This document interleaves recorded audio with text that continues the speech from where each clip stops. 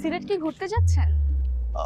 না, ঘুরতে না, আমাদের অফিসের কাজে যাচ্ছি।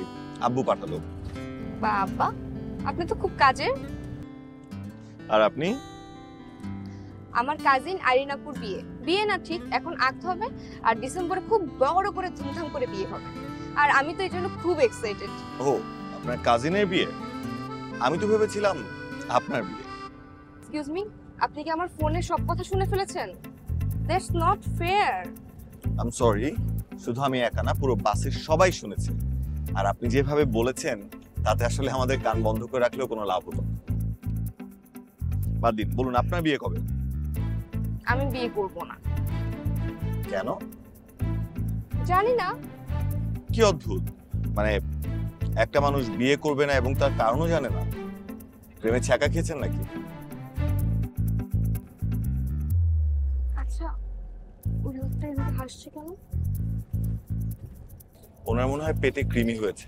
বাদ দিন, সিলেটের গল্প করুন। আমি প্রথমবার যাচ্ছি সিলেটে। সিলেটের গল্প শুনবেন? সিলেট তো আমারই শহর, আমার দাদার বাড়ি। আর আমার ফ্যামিলির বেশিরভাগ মানুষজন লন্ডনেই থাকে। আর আপুর বিয়ের জন্য সবাই আসছে, সবাই একসাথে খুব মজা হবে। আমি খুব এক্সাইটেড। আমাকে নেবেন আপনার সাথে? আমাকে আপনার আইনাপুর বিয়েতে নেবেন? আপনি যাবেন? সিরিয়াসলি? কেন না, নেবেন কিনা সেটা বলুন। আপনি সিরিয়াস?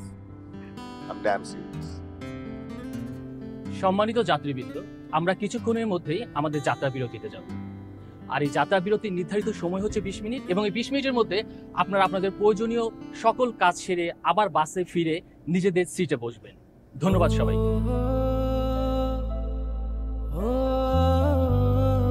চলুন। আমি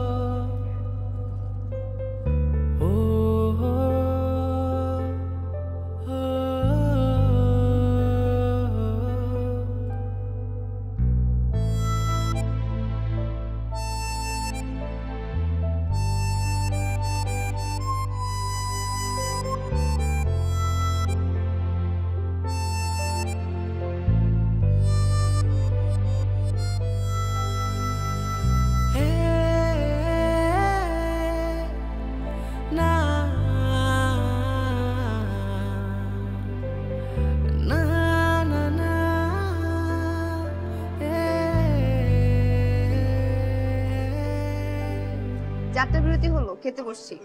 আরে আমি না আসলে বিয়ে হবে? আচ্ছা ঠিক আছে, হ্যাঁ আসতেছি। এত ফোন দিও না তো। ঠিক আছে, বাই।